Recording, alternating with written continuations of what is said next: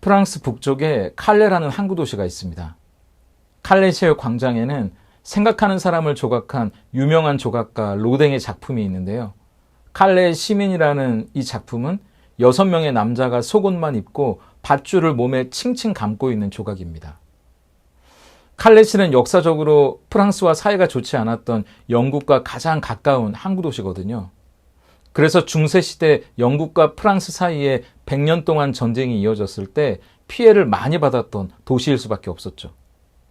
100년 전쟁 중 성을 함락하기 위한 영국의 맹렬한 공격에도 불구하고 1년 넘게 시민들의 저항이 계속되다가 물과 식량이 다 떨어진 칼레시는 결국 영국에게 항복을 하게 됩니다. 당시 영국의 왕이었던 에드워드 3세는 칼레의 전체 시민들을 다 죽이라고 명령하죠. 하지만 너무 가혹한 처사가 아니냐는 주변의 설득에 항복을 받아주고 칼레의 시민들을 살려주는 조건으로 대신 누군가는 책임을 지라고 이야기하죠. 칼레의 시민 중에 6명을 뽑아서 교수형을 하겠다. 그러니 그 6명은 옷을 벗고 교수형에 쓰일 밧줄을 몸에 두르고 성문에 열쇠를 들고 나오라고 요구하게 됩니다. 시민들은 광장에 모여서 회의를 하게 되죠. 과연 누가 나설까? 그때 침묵을 깨고 한 사람이 내가 가겠소 손을 들고 나오는데 보니까 칼레에서 가장 부자였던 생피에르라는 사람이었습니다. 그러자 뒤이어 나도 가겠소, 나도 함께 하겠소 손을 들고 걸어 나오기 시작하는데 칼레의 시장, 부유한 상인, 법률가, 귀족들이었습니다. 충분히 뒤로 물러설 수 있는 사람들이었는데 시민들을 위해 나선 거죠. 다음날 아침 그들이 교수대에서 사형 집행을 기다리고 있었을 때 멈추시오, 영국의 왕으로부터 파발이 도착하게 됩니다. 당시 출산을 앞두고 있던 왕비가 이 6명을 풀어주자고 간곡히 설득해서 교수형이 취소된 거죠. 충분히 뒤로 물러설 수 있었지만 시민들을 위해 앞장서서 자기의 목숨까지도 용감하게 바친 이 6명은 노블레스 오블리주, 높은 지위에는 숭고한 책임이 따른다는 가치의 상징이 됩니다. 자기가 누리고 있는 부, 명예, 권력만큼 그에 어울리는 책임을 지겠다는 자세, 내가 누리고 있는 특권이 크기 때문에 누리는 자리만이 아니라 희생하는 자리에도 누구보다 기꺼이 앞장서는 명예로운 사람들을 의미하는 노블레스 오블리주의 상징이 된 거죠. 후에 이 이야기가 과연 실제로 있었던 것인지 의견은 분분하지만 어쨌든 내가 누리고 있는 특권만큼 책임감을 가지고 명예롭게 살아가는 노블레스 오블리주를 상징하는 이야기로 많은 사람들의 마음속에 남아있는 것만은 사실입니다. 전 이 이야기를 젊었을 때 희곡으로 먼저 읽었는데요. 참 멋지다 싶었거든요.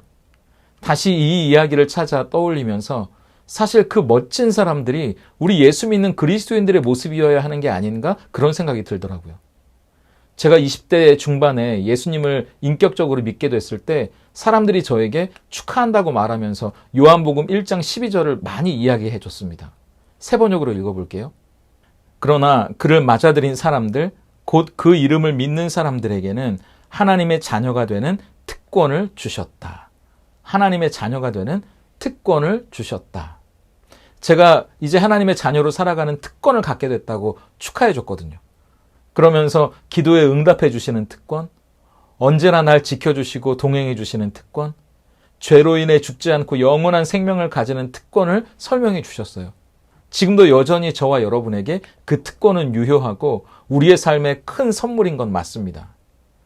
하지만 우리가 칼레의 시민들처럼 그 특권에 걸맞는 책임을 지고 그 특권에 합당한 의무를 감당하는 명예로운 삶을 살아가고 있는 걸까? 제 스스로에게 물어보게 되더라고요. 제가 예수님을 믿고 저희 아버지에게 용기를 내서 제가 예수님을 믿게 됐다고 아버지도 예수님을 믿으라고 이야기했는데 저희 아버지가 그런 이야기를 하시는 거예요. 예전 60년대, 70년대 예수 믿는 사람들은 진짜였다. 그런데 지금 예수 믿는 사람들은 다 사기꾼 같다. 예수 믿는다고 하면서 세상 사람들하고 다른 게 뭐가 있냐.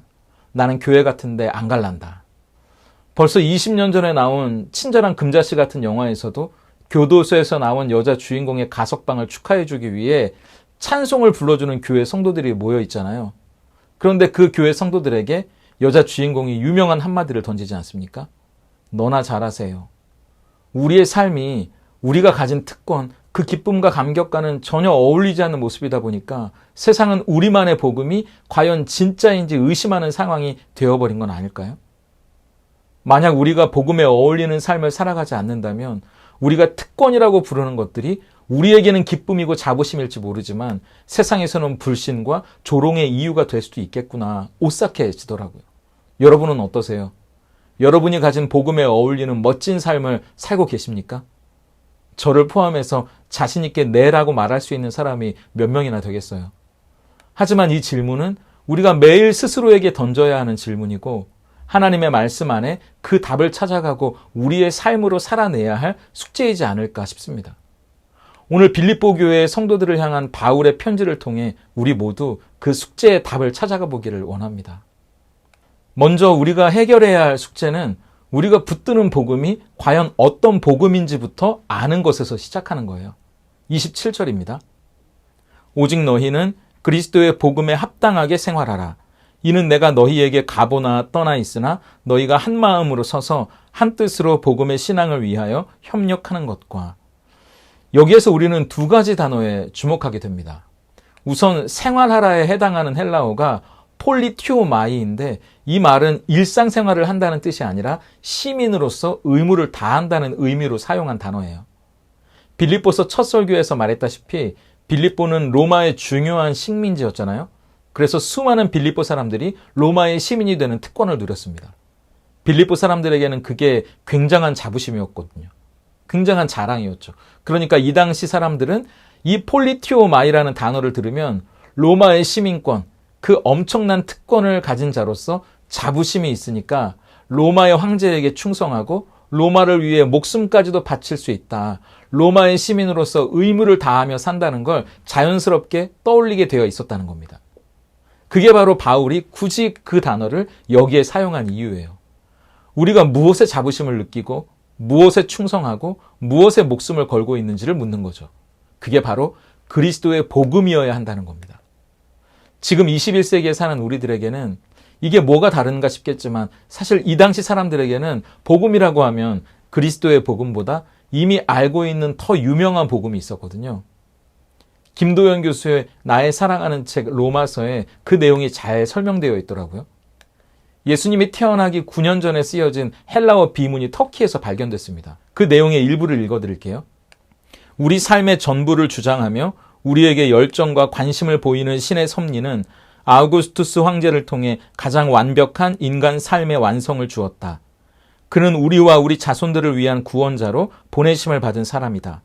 그를 통해 전쟁이 그쳤으며 온 세상에 질서가 생겨났다.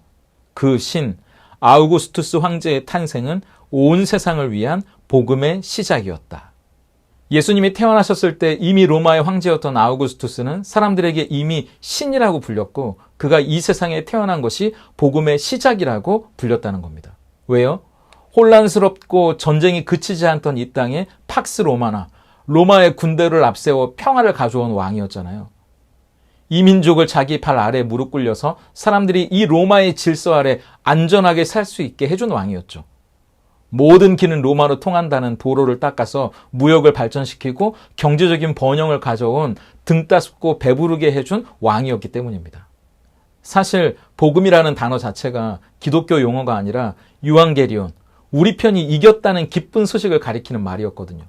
그러니까 그 당시에는 누가 뭐래도 가장 유명한 복음은 황제의 복음, 로마의 복음이었다는 겁니다. 로마 황제의 상대편에 있다면 패망과 몰락과 두려움이었겠지만 황제의 편에 서 있다면 번영과 평화와 안정을 누릴 수 있기 때문에 사람들은 당연히 황제의 복음, 로마의 복음에 폴리티오마이, 자부심을 느끼고 충성을 바치고 목숨을 걸었죠. 힘, 명예, 정복, 성공, 돈이 그들에게는 기쁜 소식, 복음이었으니까요. 나의 적이라고 생각하면 가차없이 없애버리고 남들에게 지지 않기 위해 힘을 얻어야 하고 수치를 당하지 않으려면 돈을 가져야 하고 군림하기 위해 정복하고 무릎 꿇리는 것이 황제의 복음, 로마의 복음, 세상의 성공의 기준이었고 모두가 그 기준에 따라 생활했습니다. 하지만 성경은 그게 복음이 아니라고 말해요. 우리의 암울하고 답답한 인생에 전해진 진정한 기쁜 소식은 따로 있다고 소리칩니다. 우리의 복음은 세상의 성공이나 돈이 아니라고 힘이나 명예를 더 가져서 더 높은 곳으로 오르는 것이 아니라고 말합니다. 마가복음은 그 우리의 복음이 어디부터 시작됐는지 이렇게 선포합니다. 1장 1절입니다. 하나님의 아들 예수 그리스도의 복음의 시작이라. 누가복음 2장 10절과 11절도요. 천사가 이르되 무서워하지 말라. 보라, 내가 온 백성에게 미칠 큰 기쁨의 좋은 소식을 너희에게 전하노라. 오늘 다윗의 동네에 너희를 위하여 구주가 나셨으니 곧 그리스도 주시니라. 황제가 복음의 시작이 아니라 예수 그리스도, 바로 그분이 진짜 복음의 시작이라고요. 바로 그 예수 그리스도가 온 세상과 인류에게 전해진 큰 기쁨이고 좋은 소식이라고 말합니다. 왜요? 베드로전서 1장 3절입니다. 우리 주 예수 그리스도의 아버지 하나님을 찬송하리로다. 그의 많으신 긍휼대로 예수 그리스도를 죽은 자 가운데서 부활하게 하심으로 말미암아 우리를 거듭나게 하사 산 소망이 있게 하시며, 하나님의 아들이신 예수님께서 연약한 우리를 대신해 고난받고 십자가에서 죽으셨기 때문에 하나님과 끊어진 관계가 회복되고 진정한 평화가 이루어졌다.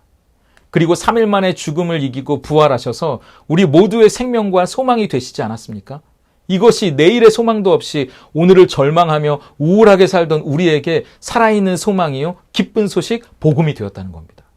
그러므로 바울이 오직 너희는 그리스도의 복음에 합당하게 생활하라, 이 명령은 우리가 붙들고 따르는 복음이 황제의 복음, 세상의 복음인지 그리스도의 복음인지부터 결정하라는 말이에요.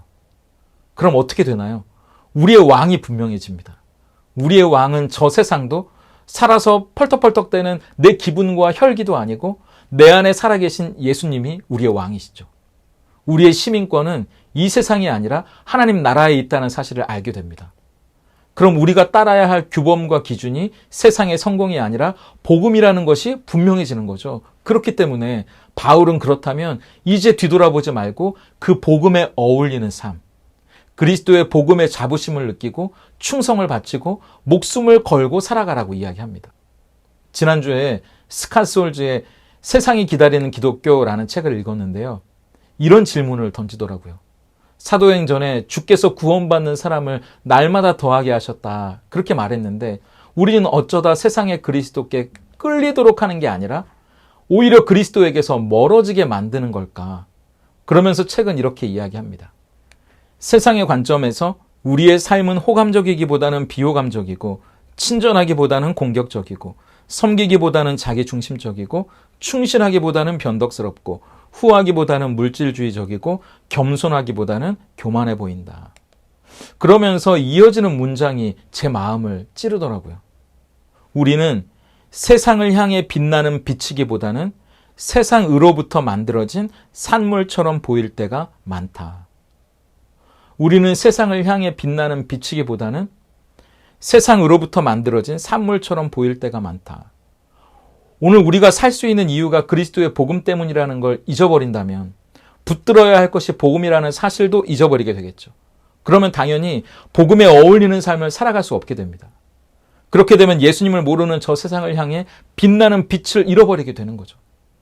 오히려 내가 세상에 의해 만들어진 걸로 착각하게 되는 거 아닙니까? 그래서 세상의 돈으로, 성공으로, 힘으로, 명예로 나를 만들어 가려고 하다가 결국에는 길을 잃어버리게 되죠. 혹시 지금 길을 잃어버린 분이 계신가요? 그렇다면 우리가 어디로부터 왔는지, 우리가 무엇을 붙들어야 하는지 거기서부터 시작하셔야 됩니다.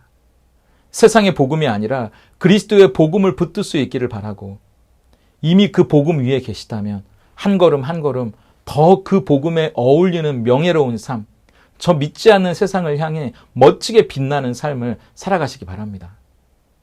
그렇다면 복음에 어울리는 명예로운 삶은 어떻게 살아갈 수 있는 걸까요? 첫째, 하나 되어 힘을 합해 싸우는 것입니다. 다시 27절입니다. 오직 너희는 그리스도의 복음에 합당하게 생활하라. 이는 내가 너희에게 가보나 떠나 있으나 너희가 한 마음으로 서서 한 뜻으로 복음의 신앙을 위해 협력하는 것과.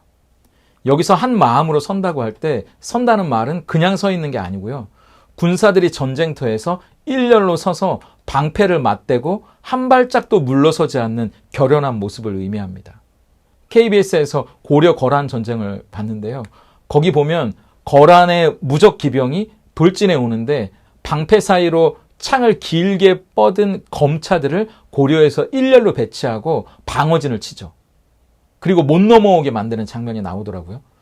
그때 고려장수가 소리를 칩니다.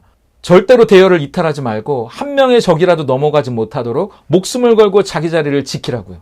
근데 한 곳에서 뚫리게 되면 그야말로 속수무책, 와르르 방어진이 무너지고 본물 터지듯이 그 뚫린 곳으로 상대방의 공격이 밀고 들어오게 되는 거 아닙니까? 우리에게 시시각각 다가오는 영적인 공격 앞에서 어떻게 그 진을 유지할 수 있겠어요? 에베소서 4장 3절입니다. 평안에 매는 줄로 성령이 하나 되게 하신 것을 힘써 지키라. 그게 우리 힘으로는 안 되거든요. 그래서 한 마음으로 그 대열을 지키고 공격을 막으라는 말을 많은 학자들은 한 성령 안에서로 해석합니다. 성령의 도우심이 필요하다는 거죠. 함께 성령 안에서 서로를 위해 기도해주고 단단하게 하나가 되어야 이길 수 있는 게 영적인 전쟁이니까요. 그런데 전쟁 가운데 제일 대책 없는 사람들이 어떤 사람들이에요? 자기 자리를 지키라고 했는데 겁이 나니까 사분오열, 오합지졸이 되는 겁니다. 엄마야 혼비백산에서 아무데나 총을 쏘는 사람이 생기거든요. 그러다가 우리 편 등에 대고 총을 쏘는 사람들이 있다는 겁니다.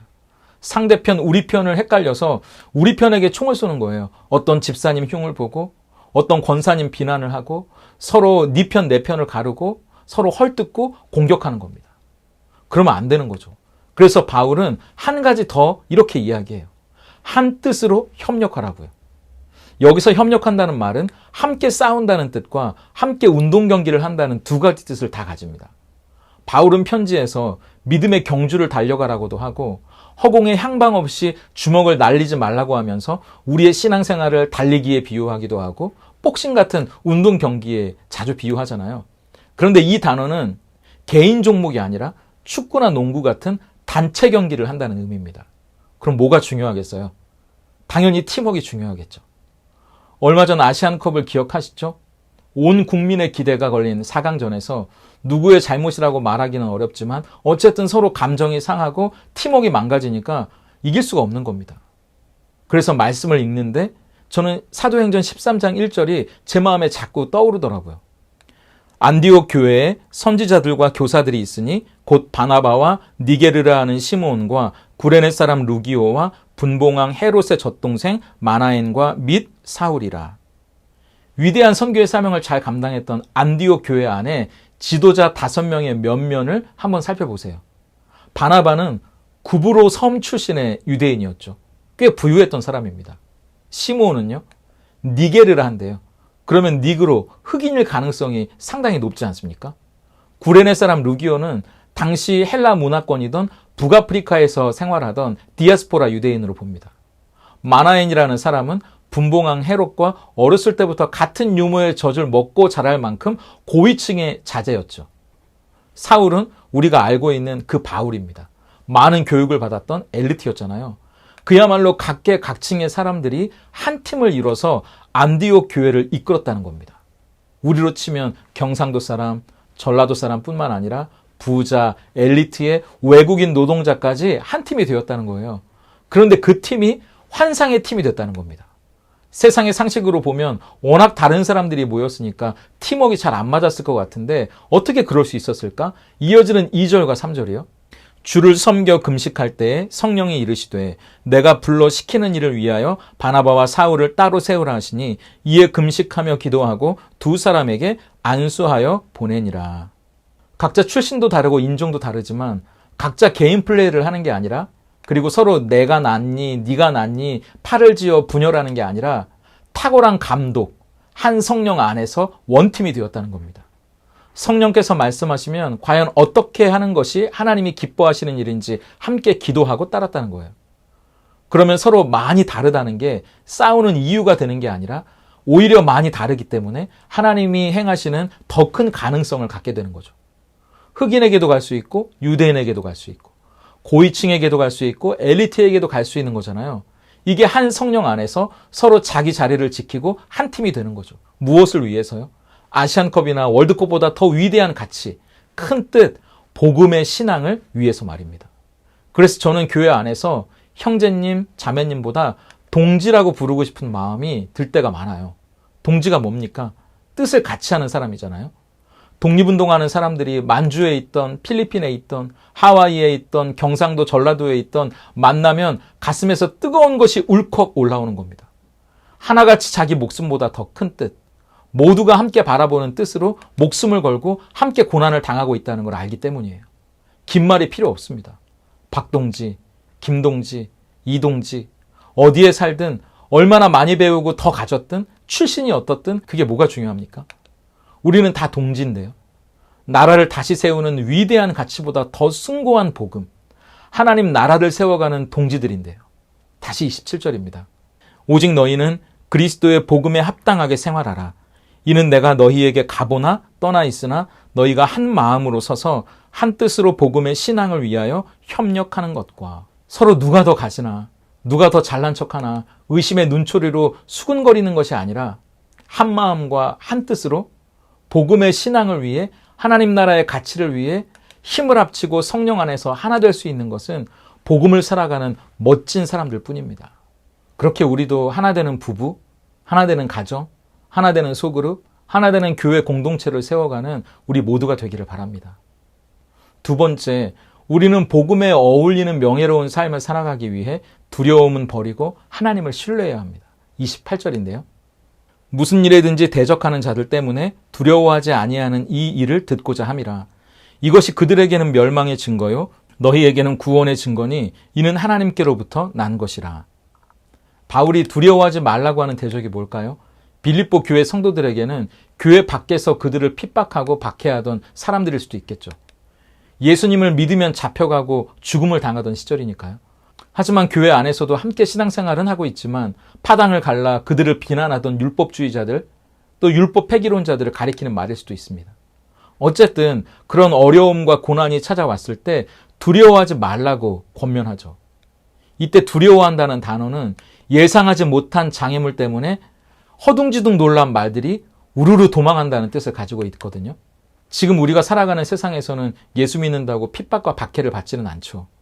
하지만 세상의 가치관이 아니라 복음의 기준에 맞게 살아가려고 할 때 우리를 공격해오는 대적들은 여전히 있어요. 우리에게 두려움과 불안으로 찾아오는 수많은 대적들이 있잖아요. 오늘 두려워하지 말라고 했던 바울도 고린도전서 2장 3절에서 이렇게 고백했거든요. 내가 너희 가운데 거할 때에 약하고 두려워하고 심히 떨었노라. 두려움의 대상만 다를 뿐 우리는 누구나 그런 두려움 앞에 서게 될 때가 있습니다. 그런데 두려움에 사로잡히면 우리는 그 두려움의 대상에 항복하게 돼요. 돈 때문에 두려우면 돈에 항복하게 되고요. 안정감을 갖지 못해서 두려우면 안정감을 느끼게 해줄 것에 항복하게 됩니다. 지지난주에 아이들과 서대문 형무소를 다녀왔는데요. 형무소를 돌아보면서 중학교에 올라가는 둘째 아들에게 물어봤어요. 너 같으면 저 감옥에서 고문을 견디면서 독립운동을 할 수 있겠냐고요. 못한다고 하더라고요. 무서우니까요. 자긴 무서워서 다 불 것 같대요. 두려움에 사로잡히면 큰 뜻으로 사는 게 아니라 두렵게 만드는 대상에 항복하게 되는 게 당연합니다. 저라고 왜 그런 두려움이 찾아들 때가 없겠어요. 지난주에 아내와 아침에 큐티를 나누면서 출애굽기 14장 3절을 보게 됐거든요. 모세가 백성에게 이르되 너희는 두려워하지 말고 가만히 서서 여호와께서 오늘 너희를 위하여 행하시는 구원을 보라. 너희가 오늘 본 애굽 사람을 영원히 다시 보지 아니하리라. 홍해 앞에서 이스라엘 백성들은 그야말로 난리가 납니다. 앞에는 홍해바다라는 엄청난 두려움이 있고 뒤에는 그들을 죽이기 위해 달려오는 대적들과 점점 가까워오는 극심한 두려움에 사로잡히게 되죠. 아침에 큐티를 하면서 이스라엘 백성들만이 아니고 제 안에도 그런 두려움과 불안들이 뒤엉켜 있다는 걸 보게 하시더라고요. 과연 하나님이 나를 붙들고 계시는 게 맞나? 내 길을 인도하고 계시는 건가? 무서워지는 겁니다. 하지만 가만히 서서 하나님이 오늘 나를 위해 행하시는 구원을 보자 그렇게 적고 나눴는데 그런데 그날 제 아내에게 오후에 연락이 왔어요. 아내가 중학교에서 상담 교사로 근무하고 있는데요. 새로 부임하게 된 학교가 사실은 아내가 올 수 없는 곳이었는데 너무나 절묘하게 하나님이 인도해 주신 좋은 학교였다는 걸 교장 선생님을 통해 알게 됐다면서 너무 감사하고 놀랍지 않냐고요. 그런데 아내를 기다리면서 제 마음에 그런 생각이 드는 겁니다. 너 가만히 서서 오늘 우리를 위해 행하시는 구원을 보여달라고 기도하지 않았니? 그런데 보여달라고만 기도하지 보려고는 하지 않는구나. 눈에 보이는 표적만을 구하고 있었던 건 아닌가? 그런 마음이 들더라고요. 이미 우리를 위해 행하신 구원이 있잖아요.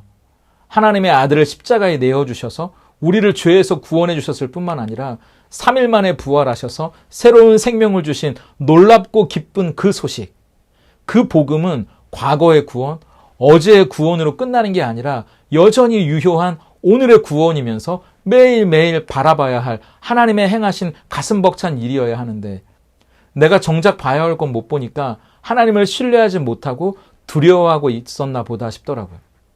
그러면서 날마다 복음 안에 살아간다는 건 하나님이 우리를 위해 오늘도 이루신 가장 큰 구원, 예수님을 바라보면서 로마서 8장 32절을 신뢰하는 일이겠구나, 그런 생각이 들었습니다.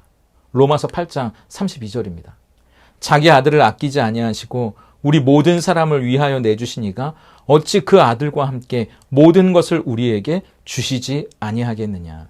이걸 믿고 용기를 내면 우리는 항복하지 않고 버틸 수 있어요. 그것이 우리에게 하나님이 주신 구원, 예수님이 있다는 증거가 될 거고, 오늘도 하나님과 동행하고 복음 안에 살아간다는 증거가 될 거예요. 그러면 이렇게 선포할 수 있습니다. 고린도전서 15장 57절입니다. 우리 주 예수 그리스도로 말미암아 우리에게 승리를 주시는 하나님께 감사하노니. 그때 여러분 앞에 여러분을 두렵게 하는 것이 뭔지 모르겠지만 그것들의 결론은 시편 68편 1절이 될 거예요.